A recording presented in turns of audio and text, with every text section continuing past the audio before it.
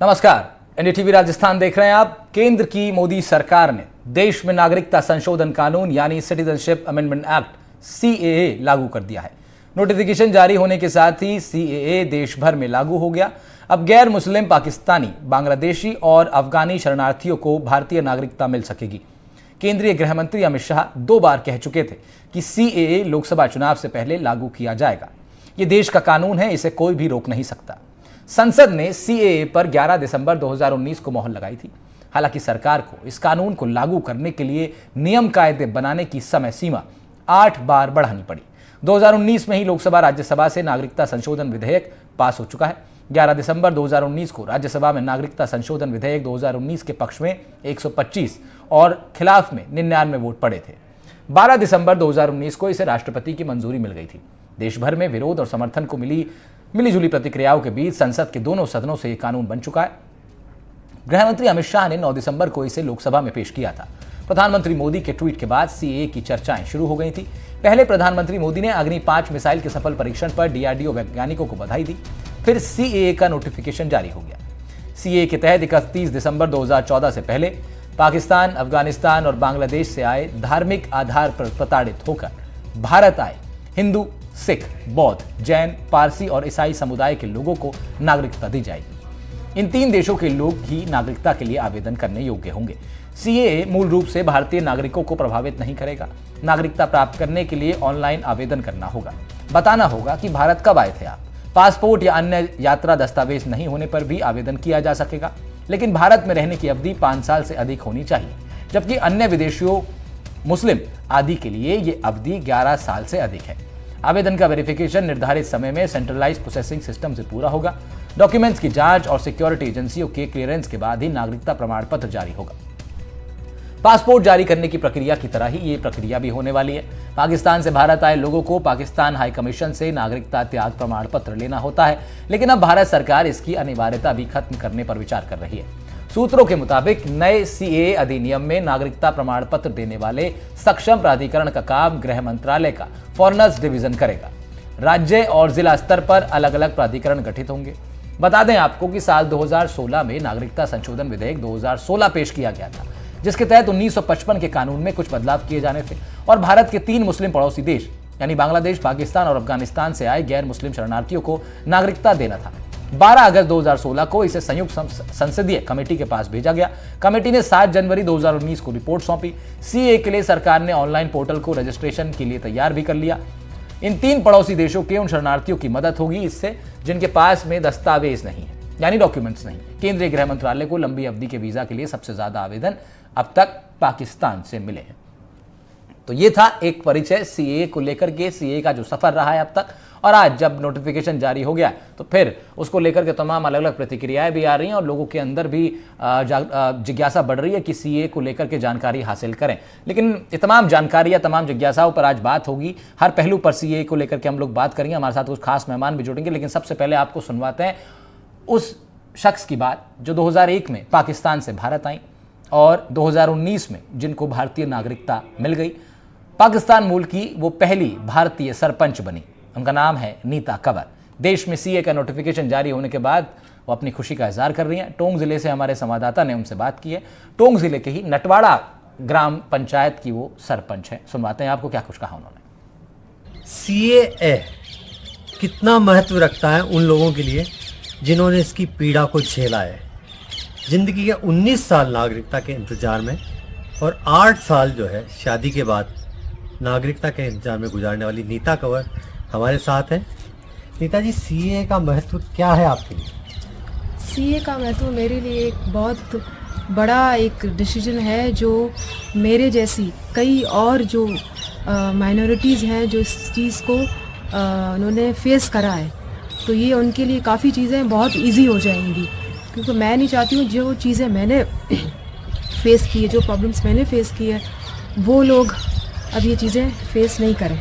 क्योंकि जब मैं वहाँ से पाकिस्तान से जब इंडिया आई थी जो 2001 में, और 2019 में मुझे नेशनैलिटी मिली है, और जब मैं 19 इयर्स की थी तब मैं वहाँ से आई थी। नागरिकता की फाइल जो है भले ही आपने पहले लगा ली हो, 2011 में आपकी शादी होती है और 2019 में आपको भारत की नागरिकता मिलती है। ये जो शादी के बाद का जो 8 साल का जो सफ़र था वो किस तरह पीड़ादायी रहा आपको? देखिए, मेरा बीरादारी जो सफ़र है, जब मैं पाकिस्तान से जब इंडिया आई थी तब से शुरू हो गया था, क्योंकि मुझे काफ़ी प्रॉब्लम्स फेस करनी पड़ी थी। जैसे अब मेरे पास नेशनलिटी नहीं थी, तो मेरे पास कोई भी आईडी प्रूफ नहीं था। जब आपके पास आईडी प्रूफ नहीं है तो बैंक अकाउंट नहीं होगा, आपके पास लाइसेंस नहीं है, आपके पास आधार नहीं है, पैन कार्ड नहीं है, तो आपको हर फील्ड में आपको प्रॉब्लम फेस करनी पड़ती है। चाहे आप वो ट्रैवल करो, या आपको किसी होटल में स्टे करो, या फिर आपको किसी दूसरी सिटी में जाना है, या आपको कहीं जॉब लेनी है, या आपको कुछ बिज़नेस स्टार्ट करना है, या आपको कुछ परचेज़ करना है, तो हर चीज़ में ही प्रॉब्लम आती है। तो मोदी जी ने अब जो है सीए लागू कर दिया है, कितनी खुश हैं आप? क्योंकि आपने उस पीड़ा को सहा है, अब कोई और नेता इस पीड़ा को नहीं सहेगी। जी, ये जो है बहुत एक अच्छा डिसीजन है, क्योंकि इससे काफ़ी चीज़ें हैं, जो प्रॉब्लम्स इश्यूज़ हैं वो सॉल्व होंगे। जो लंबे समय से जो प्रॉब्लम्स होती थी वो एक कम समय में सारी चीज़ें सॉल्व होगी, तो ये बहुत एक बड़ा डिसीजन है। अच्छा, जो पाकिस्तान से जो लोग आते हैं यहाँ पर, उनकी पीड़ा जो है किस तरह की होती है? आपने वहाँ ज़िंदगी को देखा होगा, अपने रिश्तेदारों से बात होती होगी, वहाँ के हालात जो है कैसे हैं? मतलब वहाँ के हालात और यहाँ के हालात में जो है तो फ़र्क आता है। अब जब ये कानून बन गया है, लागू हो गया, तो उस सूरत में आप कितनी खुश हैं और उन लोगों की खुशी का क्या आलम होगा जो यहाँ आना चाहते हैं? वहाँ पे जो प्रॉब्लम्स तो लोग काफ़ी फेस करते ही हैं, क्योंकि आप जानते ही हैं यहाँ पे एक कंट्री से दूसरे कंट्री आना, फिर अपनी एक पहचान बनाना, सेटलमेंट करना, आपके बहुत सारे इश्यूज़ होते हैं, फाइनेंशियल इश्यूज़ होते हैं आपके। अब जब आपके पास आईडी प्रूफ नहीं होता तो आप कुछ भी नहीं कर सकते लाइफ में, आगे आप कैसे बढ़ें। तो जो यहाँ पे अब जो सीए लागू हो गया है, तो जो प्रॉब्लम्स हम लोगों ने, जो माइनॉरिटीज़ ऑलरेडी जो पहले आ चुके हैं, जो उन्होंने फेस करी है, और तो अब जो आएंगे उनके लिए बहुत बड़ी खुशी की है, और बहुत वो लोग खुश हैं कि हमारे लिए जो चीज़ें हैं वो अब इजी हो जाएंगी, क्योंकि उनको नेशनलिटी मिल जाएगी, वीज़ा की भी काफ़ी सॉर्ट आउट प्रॉब्लम्स होगी, तो वो आगे अपने लाइफ में आगे बढ़ेंगे और कुछ कर पाएंगे। ये है नीता कंवर, जिन्होंने 19 साल तक भारतीय नागरिकता के इंतजार में बिताए। वो पीड़ा ये कभी नहीं भूल सकती, लेकिन एक उम्मीद की किरण जगी है कि अब किसी दूसरी नेता को इस तरह की पीड़ा नहीं झेलनी पड़ेगी। सीए लागू हो चुका है और खुशी का आलम यह है कि जो मैंने सहा अब कोई और ना सहे। कैमरा पर्सन रोहित के साथ रविश टेलर, एनडीटीवी, टॉप। तो हमारे संवाददाता रवीश टेलर के साथ आप बातचीत सुन रहे थे नीता कंवर की, जिन्हें 2019 में भारतीय नागरिकता मिली। पाकिस्तानी नागरिक थी वो पहले, और अब भारत के एक गांव नटवाड़ा की वो सरपंच भी हैं। वो भी हमारे साथ इस डिस्कशन में जुड़ेंगी। नीता कंवर भी जुड़ रही हैं। नीता जी, बहुत स्वागत है आपका एनडीटीवी राजस्थान पर। और साथ ही साथ श्वेता शर्मा जी भी हमारे साथ जुड़ रही हैं, आप अधिवक्ता हैं। मैम, आपका भी बहुत स्वागत। नासिर जैदी हमारे संवाददाता बीकानेर से जुड़ रहे हैं, और मुकुल परिहार जोधपुर से हमारे संवाददाता भी हमारे साथ इस विषय पर चर्चा करेंगे। सबसे पहले शुरुआत नीता कंवर जी आप ही से कर रहा हूं। आप ही की बात हम सुन रहे थे, आप अपनी खुशी का इजहार कर रही थी और बता रही थी वो पूरा सफर जो आपने तय किया, पाकिस्तान से आप भारत आई, और उसके बाद एक लंबा सफर आपने तय किया। बाद में 19 में आपको 2019 में भारतीय नागरिकता मिली। अब सीए की नोटिफिकेशन जारी हो गई है। मैम, क्या रिएक्शन है आपका? जी, बहुत खुशी है इस चीज की, क्योंकि मेरे लिए ये खुशी की बात है, जो प्रॉब्लम्स मैंने फेस करी है, तो अब जो आने वाले हैं वहां से माइनॉरिटीज, वो ये फेस नहीं करेंगे। बिल्कुल, और बहुत समस्या आपको सहनी पड़ी। आप ये कहना चाह रही हैं कि सफर में काफी संघर्ष आपको करना पड़ा, और वो संघर्ष अब दूसरे लोग को नहीं करना होगा। जी बिल्कुल, क्योंकि बहुत लंबा समय था। मैं 2001 में आई थी और मुझे नेशनलिटी 2019 में मिली, तो बहुत लंबा समय था। तो ये लंबा समय जो था, ये लगता है बार बार, और अब उम्मीद यही जताई जा रही है कि नया कानून आने के बाद ये जो समय बहुत लगता था, संघर्ष जो लंबा चलता था, ये अब ये घटेगा कहीं ना कहीं। लेकिन नीता जी, जब अब भारतीय नागरिकता अब अन्य लोगों को भी मिलेगी, जरा आप 2001 का भी बहुत संक्षिप्त में अगर जिक्र कर दें कि जब आप आई थी यहाँ से, तो कितना क्या कुछ आपने प्रोसीजर फॉलो किया, तब जाकर आपको नागरिकता मिली? जी, उस टाइम जो लॉ ये था कि उस टाइम हमें अराउंड 7 इयर्स के बाद अप्लाई करना पड़ता था। तो फिर मैं 2001 में जब मैं यहाँ पे आई, और जब फिर मैंने नेशनलिटी के लिए अप्लाई करा था, तो मुझे 8 इयर्स ऐसे टाइम लगा था जिसमें मेरी फाइल रिजेक्ट भी हुई थी। तो उस लंबे समय में फिर आपका इतना लंबा समय, उसके बाद आप नेशनलिटी की फाइल लगाओ, फिर आप लगाने के बाद इतने लंबे समय बाद मुझे नेशनलिटी मिली। तो उसके अंदर जो होता लंबा प्रोसेस है जिसमें इंक्वायरीज होती हैं, आपकी फाइल रिजेक्शन होती है। तो अब ये चीजें इजी हो जाएंगी, बहुत इजी हो जाएंगी लोगों के लिए, क्योंकि वहां से आके सेटलमेंट करना, फिर वो आईडी प्रूफ जो नहीं होता है तो आप कुछ नहीं कर पाते हो। ठीक है, सही बात है। आईडी बहुत प्रूफ सारी के बिना चीजों में बहुत रुकावटें मुश्किलें हो आती हैं। जाती हैं और उन मुश्किलों का सामना कई लोगों को करना पड़ता है। लेकिन श्वेता जी, अब जब ये कानून आ गया तो कितना इजी हो जाएगा, और थोड़ा अगर आप बता भी पाएं कि 1955 का जो कानून था उससे अब कितना ये डिफर है मौजूदा जो संशोधन है। देखिए, मौजूदा संशोधन इसलिए डिफर है क्योंकि एक बहुत बड़ी हमारे लिए, हमारे देश के लिए बहुत बड़ा एक ऐतिहासिक फैसला है। कि अगर हम संशोधन की बात करते हैं कि संशोधन हमारे देश के लिए होना बहुत ही अनिवार्य था।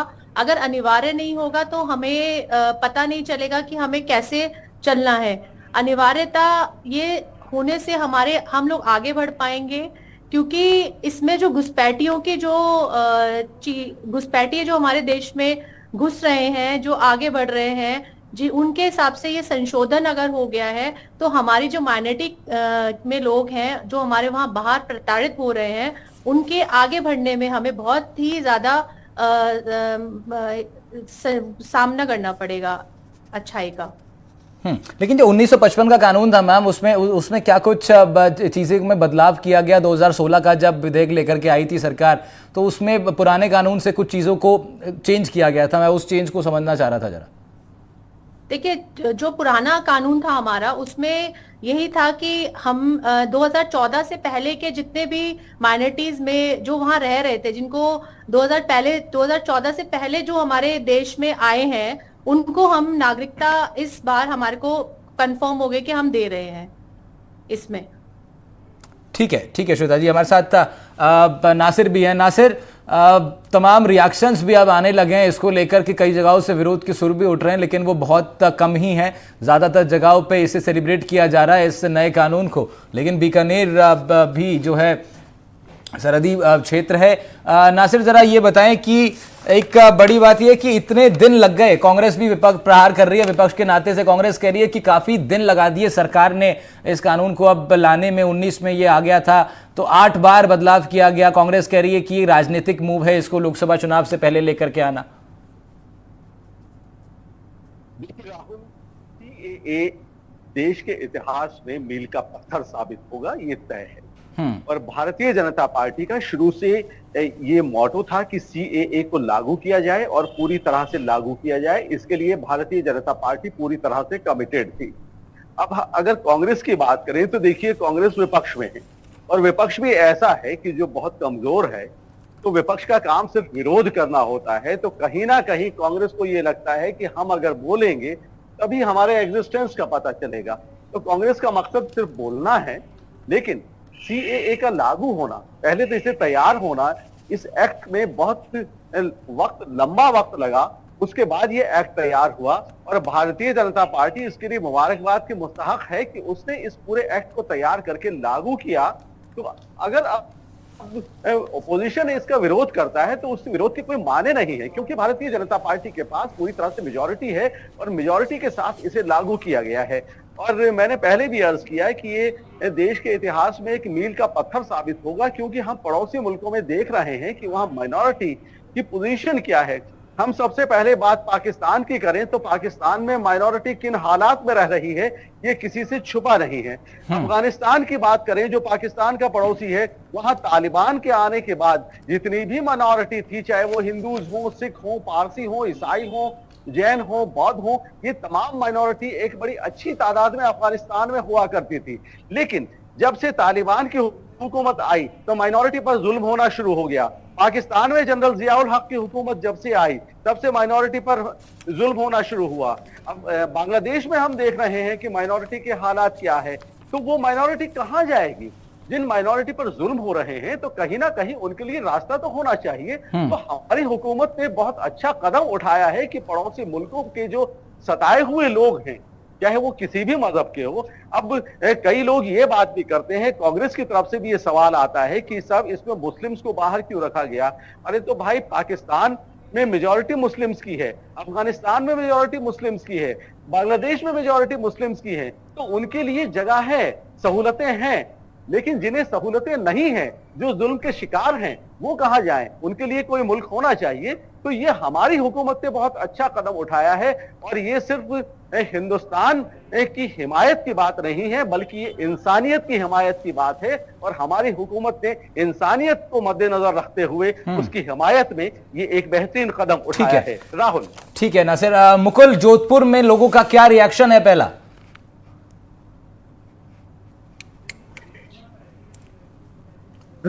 जी बिल्कुल, जी बिल्कुल, मैं बताना चाहूंगा जोधपुर के अंदर जो करीब 5,000 से अधिक जो है पाक विस्थापित परिवार रहते हैं। और जहां इस वक्त हम मौजूद हैं, जो गंगाना क्षेत्र है जहां अधिकांश पाक विस्थापित परिवार रहते हैं, यहाँ खुशी का माहौल देखा जा रहा है। कुछ लोगों से भी बात करेंगे जो पाक विस्थापित जो शरणार्थी है, उनके संघर्ष समिति के पदाधिकारी। सर, क्या नाम है आपका?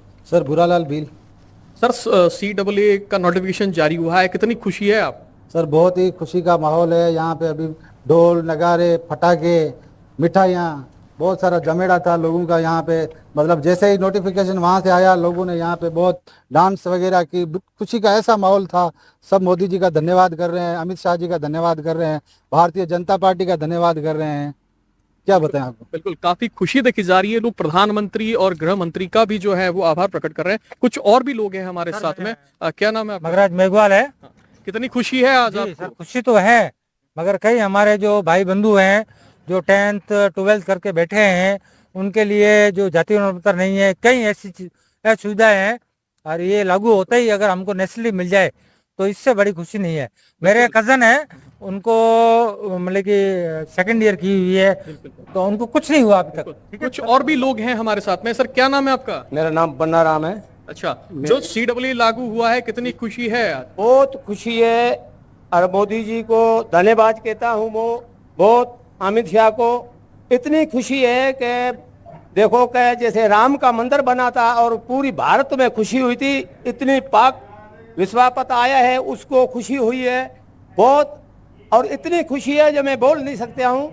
हमारे को जैसे देखो कि हमारा ये जब नागरिकता बनी, उस दिन क्या है जो हम वोट दे सकते हैं, हम सारी सौदा हमारे को मिल सकती है।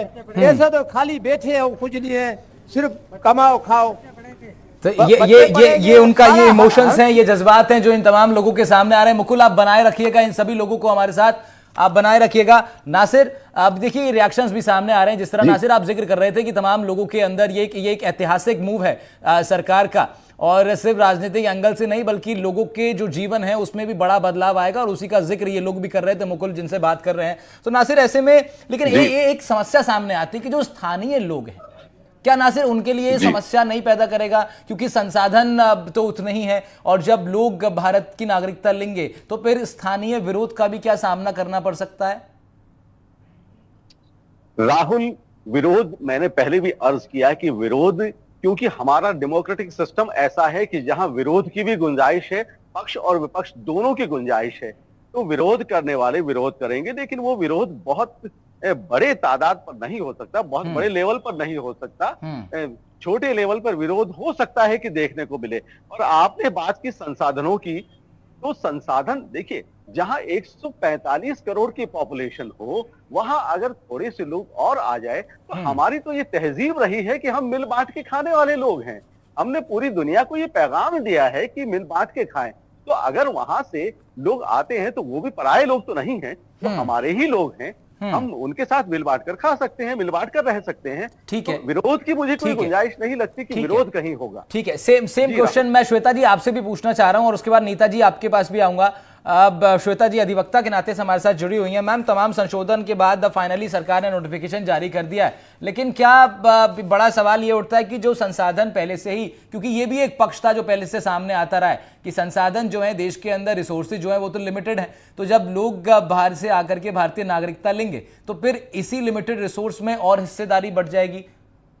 देखिए, हिस्सेदारी तो क्या बढ़ेगी, क्योंकि इसमें हमें घुसपैठियों का पता चलेगा अगर हम ये इसको जेन्युइन तरीके से करते हैं तो घुसपैठियों से हमें निजात मिलेगी, जो कि हमारे देश की जो डेमोग्राफिक, जो हमारे देश का जो कानून है उसको खराब करने के लिए लगे हुए हैं, उनसे हम उनके तरह से हमें मुक्ति मिलेगी। एक्चुअली ये जो बहुत अच्छा डिसीजन हुआ है जो हमारे प्रधानमंत्री जी ने दिया है, इसकी वजह से हमें आगे ये सारे जो संसाधन तो हम लोग मिल बांट के खा सकते हैं, क्योंकि बाहर जो लोग हमारे अच्छा, रह रहे थोड़ा हैं ठीक सारे, है, हाँ ठीक जी, ठीक वो बात है।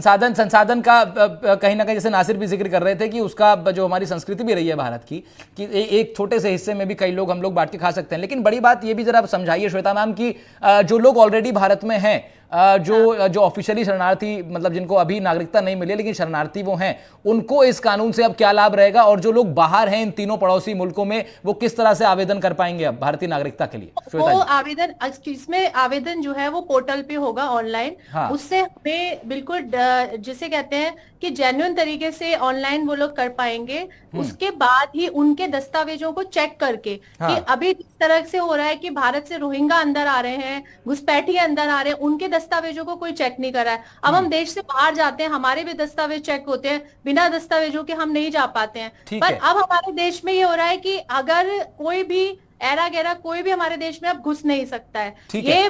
बहुत बड़ा जिसे कहते हैं कि ऐतिहासिक फैसला है कि कोई हमारे देश में ऐसे ही नहीं घुसेगा। ठीक जिन है। रोहिंग्याओं से हम परेशान हैं, जिन्होंने हमारी आबादी को एक्सट्रीम बढ़ा रखा है, अब हमारे देश के, हमारे जेन्युइन तरीके के लोग, जिनके पास दस्तावेज है, जिनके पास सारी चीजें मुहैया है, वही आगे जा सकते हैं। ठीक है। हालांकि इसमें जिनके पास दस्तावेज नहीं है उनके लिए भी ये खास कानून है कि इसमें बिना डॉक्यूमेंट्स के भी आप जो है अप्लाई कर पाएंगे, और उसके बाद फिर तमाम वेरिफिकेशंस के बाद नागरिकता मिलेगी। नीता जी, मेरा आपसे भी यही सवाल है, क्योंकि ये एक बड़ा उस 2019 में जब लगातार विरोध प्रदर्शन हो रहे थे देश में, तो उस वक्त ये बड़ा पक्ष सामने आ रहा था कि क्या इसमें देश के अंदर जब बाहरी लोग आएंगे उनको नागरिकता मिलेगी, लिमिटेड रिसोर्सेज रहेंगे, और फिर इसमें बड़ी बात एक ये भी विषय उठ करके आया कि इसमें मुस्लिम आबादी को वो सुविधा नहीं मुहैया कराई गई है, जैसे 11 साल उनको रहना पड़ेगा, बाकियों के लिए 5 साल है। तो नीता जी, ऐसे में आपका क्या सोचना है उन तमाम लोगों के लिए जो अभी बाहर हैं, भारत आना चाहते हैं, और उनके आने को लेकर के ये सब पक्ष सामने आ रहे हैं कि भाई वो बाहर से अंदर भारत आएंगे तो तमाम परेशानियां भारतीयों के लिए भी होंगी? क्या, क्योंकि अब आप खुद एक भारतीय हैं नीता जी, और आप तो इसलिए मैं ये विशेष तौर पर आपसे पूछ रहा हूं, आपका क्या रिएक्शन है इस पर? जी, जो वहाँ पे जो माइनॉरिटीज है जो बाहर से जो यहाँ पे आएंगे, क्योंकि उनके लिए तो एक वो खुशी का मौका है। और अब उनके लिए जो प्रॉब्लम्स जैसे मैंने जो फेस करी, अब वो लोग नहीं करेंगे। उनके कम समय में उनके काफी उनको नेशनलिटी मिल जाएगी, तो उनके लिए तो बहुत अच्छा है। और जहाँ पे क्योंकि जो माइनॉरिटीज हैं, जो हिंदूज हैं, वो यहाँ अपने आप को ज्यादा सेफ समझते हैं और सिक्योर समझते हैं। तो यहाँ पे अब ये जो हमारे बीजेपी गवर्नमेंट ने, मोदी सरकार ने जो ये आज फैसला लिया है, तो वो उनके लिए बहुत एक बड़ा और उनके हित में बहुत बड़ा फैसला है, जो उनकी लाइफ बहुत इजी होगी। बहुत प्रॉब्लम्स जो हमारे जैसे लोगों ने फेस करी है वो नहीं फेस करेंगे। ठीक है, क्योंकि इसमें आप भारत सरकार का एक ऐतिहासिक फैसला, और इसके अब क्या तमाम परिणाम अब रहेंगे अलग अलग लोगों के जीवन में, उस पर नजर रहेगी हमारी। समय अब कम है, तमाम लोग का शुक्रिया अदा मैं करूं। उससे पहले एक बार मुकुल परियार के पास में चल रहा हूं। मुकुल, बहुत जल्दी से अगर आप अपने आसपास खड़े लोगों का एक रिएक्शन ले सकें सीएए के इस नोटिफिकेशन के ऊपर। बिल्कुल बिल्कुल, मैं बताना चाहूंगा कुछ जो युवा भी हैं यहाँ पे, जिनमें भी काफी खुशी देखी जा रही। क्या नाम है आपका? नमस्कार, मेरा नाम दिलीप कुमार है, एक हिंदू पाक विस्थापित। एग्जैक्टली आज मैं नहीं बता सकता कितनी खुशी है। देखिए, आज ऐसा लग रहा है मैंने यहाँ अपना एक नया जीवन लिया है, आज मतलब एक नया ही जीवन है। तो एग्जैक्टली इतनी खुशी हो रही है कि हम आप बता नहीं पा रहे हैं, क्या कहें क्या ना कहें, और खुशी के आंसू है। सबसे पहले मैं हमारे प्रधानमंत्री श्री नरेंद्र भाई मोदी जी का और हमारे गृह मंत्री श्रीमान अमित शाह जी का बहुत बहुत धन्यवाद करता हूं। देखिए, एक पाकिस्तान से प्रताड़ित होकर एक हिंदू जब यहाँ आता है ना, तो वो अपनी बहुत सारी भावनाएं, बहुत सारी आशाएं लेकर एक यहाँ भारत आता है, और भारत में उन्हें किस तरह से जीवन जीना जाता है वो आज हमें पता चला है। देखिए, नरेंद्र मोदी अगर देश के प्रधानमंत्री जो इतने बड़े भाग्यशाली जो पूरे आज वर्ल्ड में फेमस है, उनका मैं तहे दिल से धन्यवाद करना चाहता हूँ। एक मैं स्टूडेंट होने के नाते मुझे आज एक नई उड़ान मिली है। बहुत बहुत धन्यवाद करना चाहता हूं। मैं यहाँ से उनको ये भी बताइए कि उनकी ये जो आवाज़ है वो पूरे देश तक जा रही है, उनका ये जो इमोशन है, जिस खुशी का वो इजहार कर रहे हैं, पूरा देश इस चीज़ को महसूस भी कर रहा है। फिलहाल अपनी बात में आज हम लोग बात कर रहे थे सीए के नोटिफिकेशन की। चारों लोग का शुक्रिया कर रहा हूँ। श्वेता जी आपका शुक्रिया, नीता कंवर जी आपका भी बहुत बहुत शुक्रिया, नासिर शुक्रिया आपका भी, मुकुल परियार आपका भी शुक्रिया, और तमाम लोग शुक्रिया अदा कर रहे हैं प्रधानमंत्री मोदी और गृह मंत्री का भी, जिन्होंने ये कानून लाया, और वो लोग शुक्रिया अदा कर रहे हैं जो कि विस्थापित हैं, इन तीनों पड़ोसी मुल्कों से भारत में आकर के रह रहे हैं। तो अब ये लगता है शुक्रिया अदा का क्रम अब चलेगा, क्योंकि उन लोगों के लिए जीवन में एक बड़ा बदलाव का समय है, जो कि अब तक नागरिकता की गुहार लगा रहे थे, मिली नहीं थी, अब मिल जाएगी। फिलहाल अपनी बात में मेरे साथ इतना ही। नमस्कार।